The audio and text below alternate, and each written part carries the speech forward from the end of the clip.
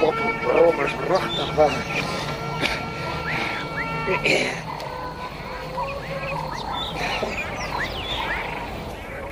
Oh, you know, while I was sitting there in the gemakshuisie pondering, I came to the conclusion that it's a queer thing about wanting to get into history. Why don't you follow me into the voorkamer and I tell you precisely what I mean. Kom mense, kom. Ja, dit is 'n bietjie maklik. Kom ek hier.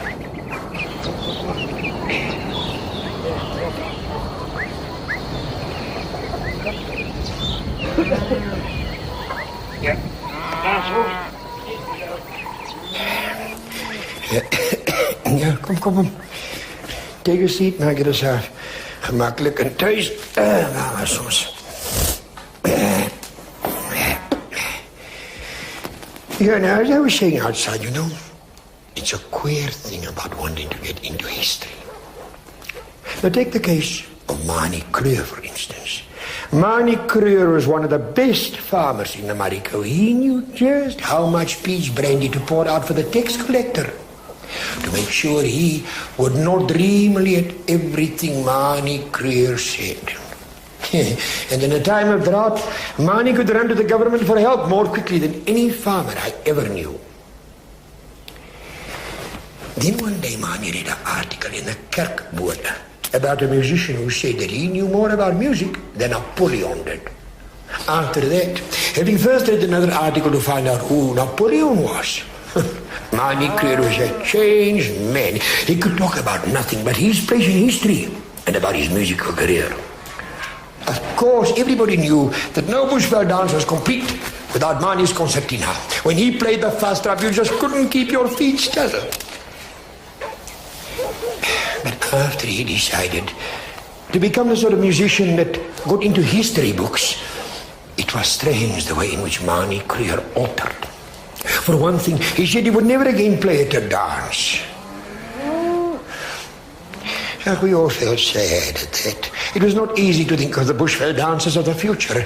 There would be the peach brandy in the kitchen, and in the voorkamer, the feet of the dancers would go through the steps of the waltz, the waltz, and the schottische, and the polka, and the mazurka. But on the rimpies bench in the corner where the musicians sat, there would be no Manie Creur, and they would play die Vader, die blok en vat jou goed en trek, vat jou goed en trek. But it would be another's fingers that flew over the keys of the concertina. And when, with the peach brandy and the dancing, the young men would shout out, "Dagbreek toe!" It would not be Manie Creur's head that bowed down for the applause. It was sad to think about all this. I mean, for so long at the Bushveld dances, Manie Creur had always been the chief musician. And,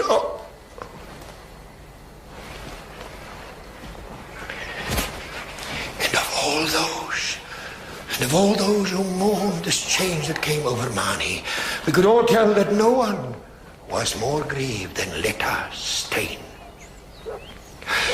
And Manie said such queer things at times. Now, once he said that what he would have to do to get into history was to die of consumption in the arms of a princess. Yeah, like another musician he once read about. Only it was hard to get consumption in the Mariko because the climate was so healthy. Never mind the princesses.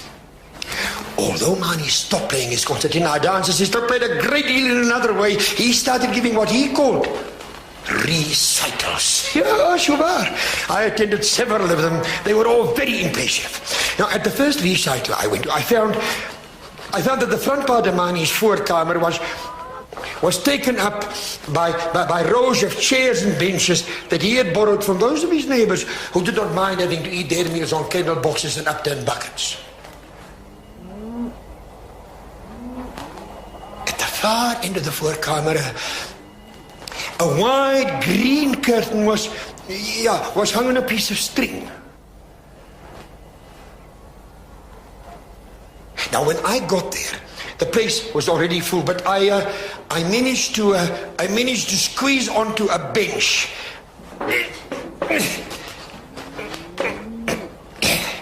In between Jan Terreblanche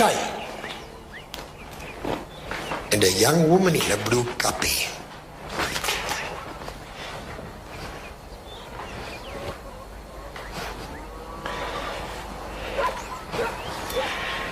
Jan Blanche had been trying to hold this young woman's hand. Mani Clear was already there when I came in. I knew it was Omani from his veldskoene that was sticking out from underneath the green curtain. Letta Stein sat in front of me. And now and again when she turned around, there was like a flash on her face and a look of dark excitement in her eyes.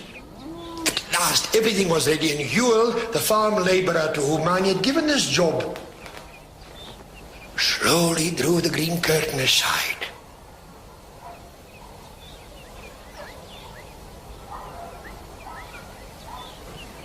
Only two of the younger men called out, "Middag Omani! Middag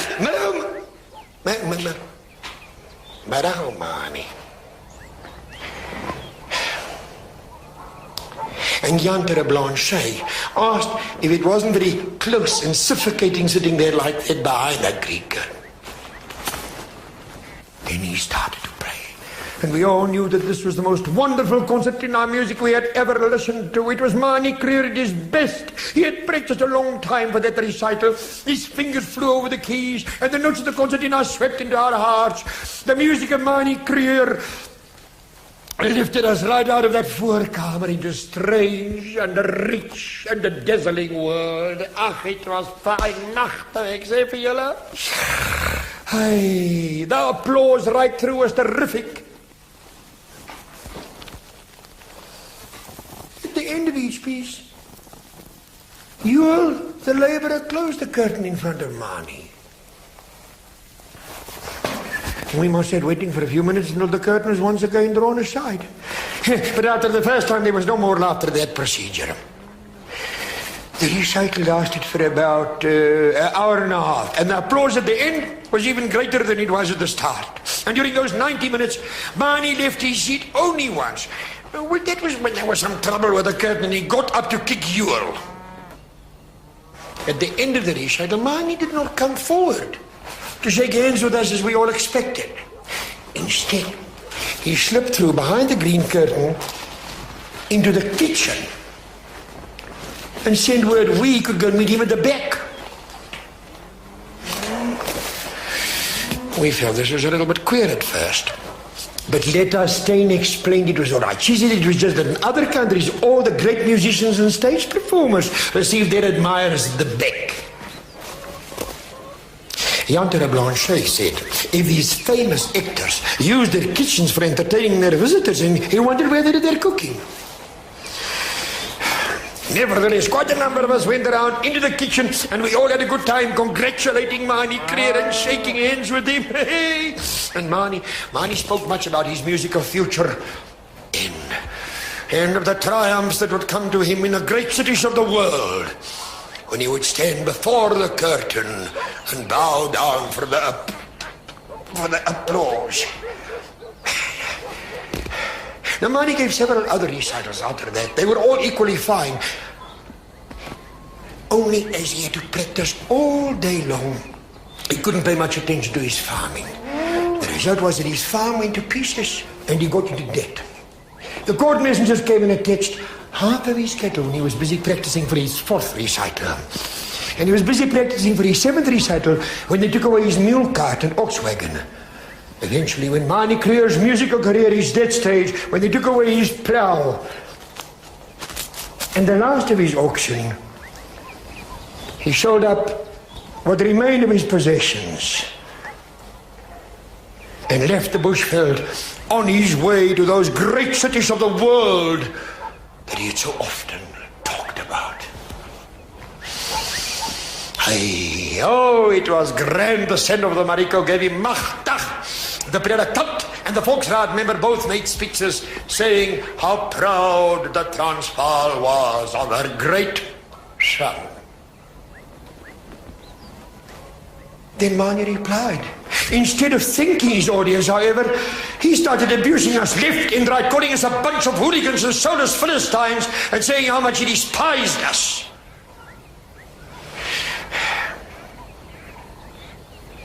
Naturally, we were very surprised at this outburst, as we had always been kind to Manie Kruger and had encouraged him all we could.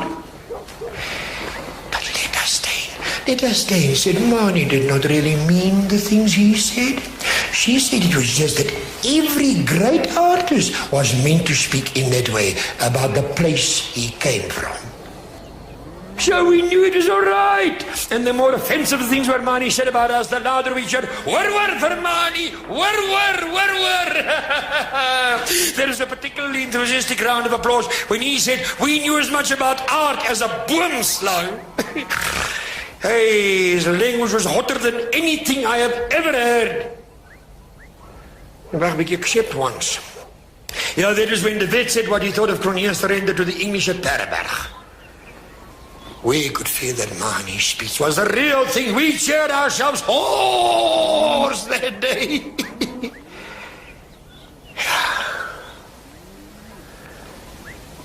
And so Manie Kruger went. We received one letter to say that he had reached Pretoria. After that, we heard no more from Manie Kruger. He had always when Netta Steyn spoke of Manie, she spoke of him as a child does, of a dream, half wistfully. And always with the voice of a wistful child, she would tell me how one day he would return. And often when it was dusk, I would see her sitting on the stoep, gazing across the veld into the evening, down the dusty road that led between the thorn trees and beyond the Dwarsberg.